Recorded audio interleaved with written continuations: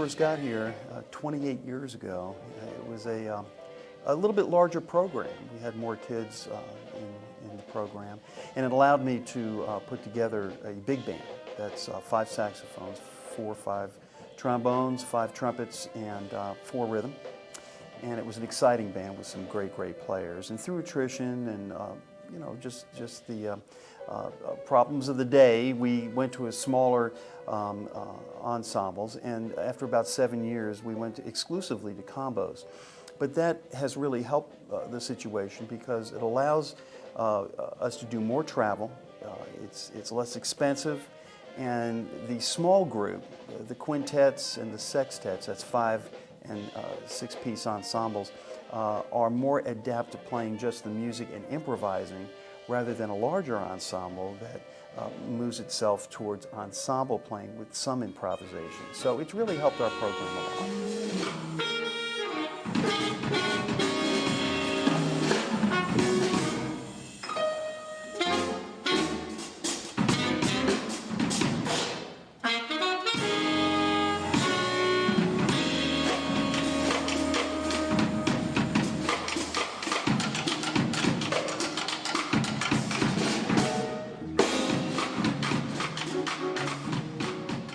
As I'm playing, the jazz director, he goes over to my mother and he's talking to her as I'm playing, telling her about the jazz program and if we would be willing to come here. I was definitely excited about that. It's a prestigious school. Everybody's been through it. Nora Jones, Erykah Badu, Roy Hargrove. It's a really good school, so I was definitely immersed with the opportunity and excited for it. This year we've done between 35 and 40 performances. It's earned us close to $30,000. We performed with the Texas Theater Ballet at the Bass Hall and some other very prestigious halls in the area, and they actually paid us for this. And here we are on stage at one of the top halls in America. Very exciting with one of the great ballet companies. An extraordinary experience for our students.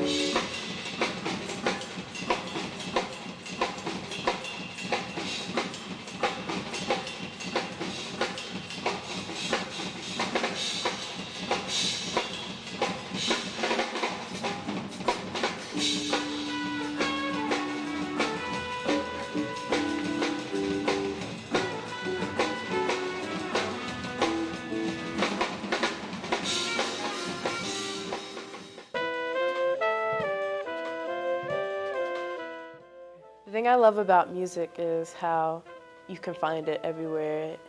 Like, no matter how many different kinds of forms and styles there are, it's basically you can find it all over the world. And sometimes I like to think of it as a language, even probably more so than any other, because it's really cool. You can go to a different country and you can pull up some instruments and be able to just start jamming. It's a really beautiful thing. That's part of the experience, for me at least, is the diversity and how so many kids come from different backgrounds, and we're all here for, if not the same art form, the same goal of wanting to pursue our dream, becoming crafted and skilled and whatever we're interested in.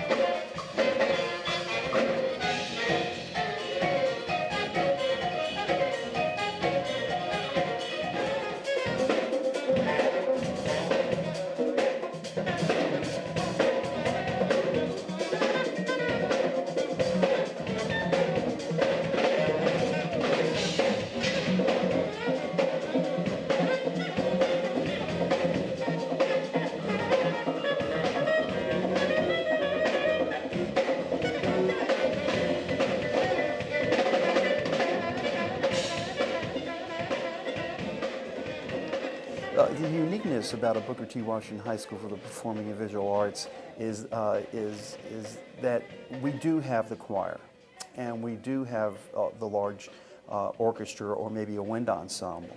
But most schools don't have combos, quartets, string quartets, jazz combos, smaller ensembles, five-piece vocal jazz group. Wow, pretty cool. They don't have that kind of uniqueness to them, and it allows them to explore, the students to explore themselves at a whole different level of expertise and in-depth study.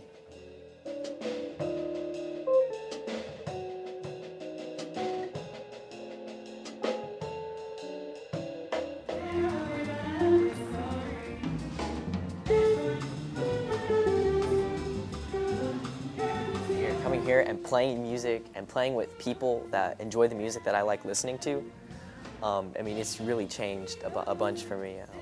I mean, I'm just so attached to all the people I've played with. I have this hunger for just music all the time.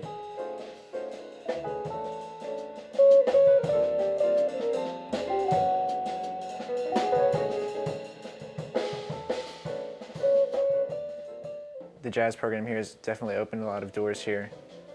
I've gotten to do a lot of traveling this year, a lot of different big performances with the group. And the teachers here are great. You know, I've learned a lot from all of them, definitely. And it's really fun to be around a lot of kids who are just as inspired as you.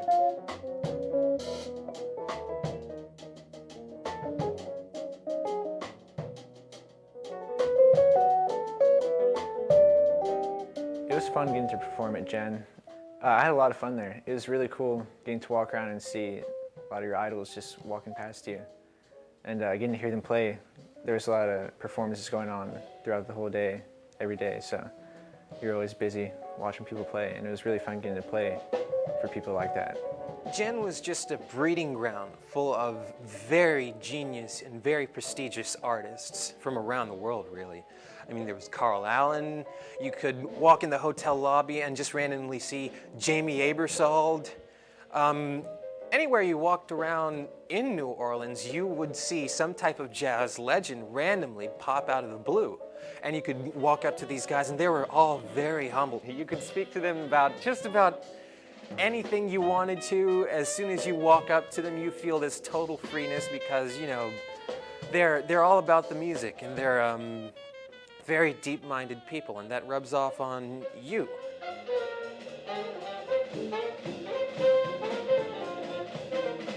Today, kids have the ability to record on their computers right in their own house. A good friend of mine named Pat Metheny told me that he recorded one of his albums in his bedroom, and it's a wonderful album. A lot of solo guitar, so it wasn't a big project to record with a lot of different instruments, so he could do it in his house.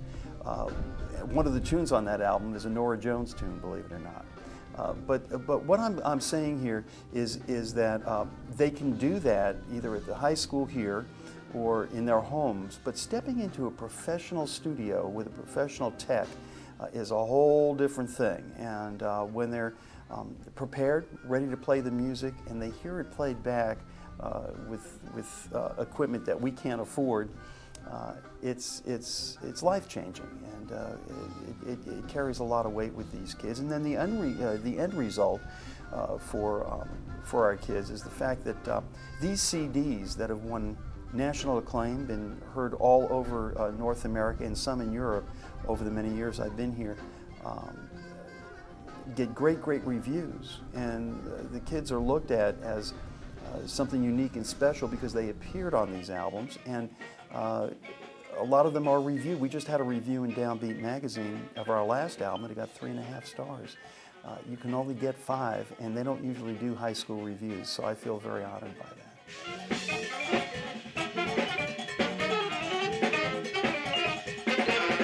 What I love about the vibraphone is it's kind of an outlet for me. I play a lot of music, but the majority of it is classical. And so, you know, you're constantly reading the music that's in front of you. You're constantly watching the conductor and listening to the other members of the orchestra. But with the vibraphone, I get to really kind of let loose with my music. I get to experiment a lot more. I get to write a lot more, which is nice. And so it's an outlet within the music that helps me express who I am while still maintaining a level of musicality. The first award I won this year was I was asked to play on From the Top, which is a national public radio show for young classical artists. And I actually played an instrument called the marimba. And I played a piece called Iliad by Nebojša Zivkovic, a Russian composer. And so I got to perform that. And the show is based out of Boston at New England Conservatory. And so that was great. It was an incredible experience that I got to do, and I got to hear myself on the radio, so that was fun. And then later this year, we entered, the MIDI ensemble recorded and entered one of my compositions called Waiting Station. And that won Best Composition of North America for this year in Downbeat magazine. That was an incredible experience. That was really exciting, and I got to, I've composed some before, but this year is the first year that I've really started composing for any ensembles at all. And the nice thing about the MIDI ensemble is I know all the musicians so well. I'm good friends with all of the musicians. And so I really get to think about each of them while I'm composing. So the past two pieces I've written, I really write it with all of those instruments in mind, and with not just the instruments, but the personality and the musicality of each instrumentalist.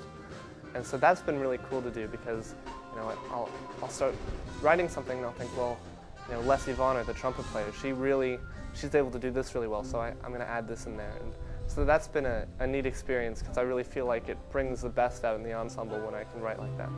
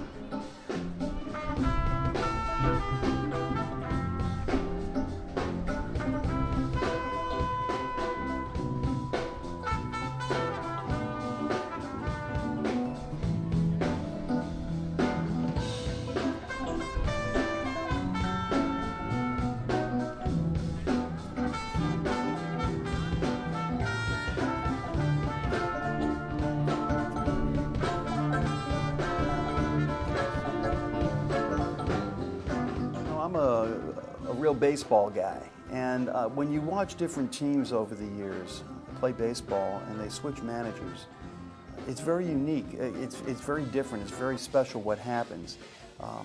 A lot of these players look at their leader and they buy into the program, and I think that's what our kids have done. I have a definite vision given to me by Jerry Coker, Dan Hurley, David Baker, and Jamie Abersol, my teachers when I was in school, George Russell, Phil Wilson, a few others, Jackie Byard.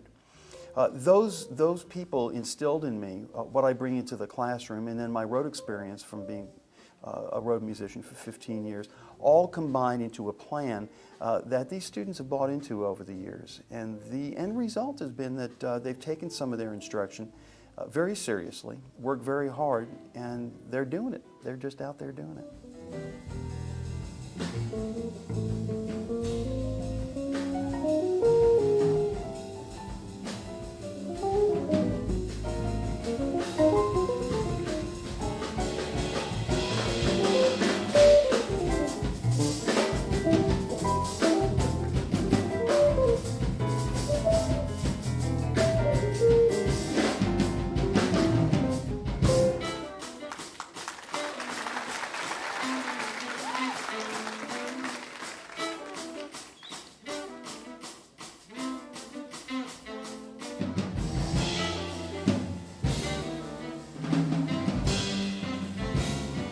Past spring break, we went up to Omaha, Nebraska, along with J.B. Dias, which is the vice president of the Thelonious Monk Institute. He traveled along with us, and we went around for a week. We went around to 5 different high schools, and we were played in front of the students that were there.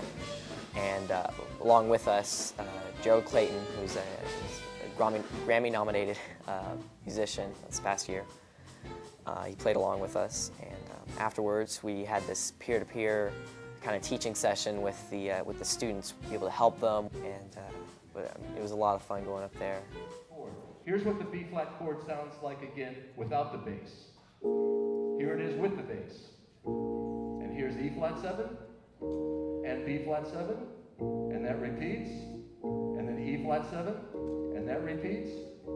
Good. Now the guitar player, besides just playing those basic notes, every day I got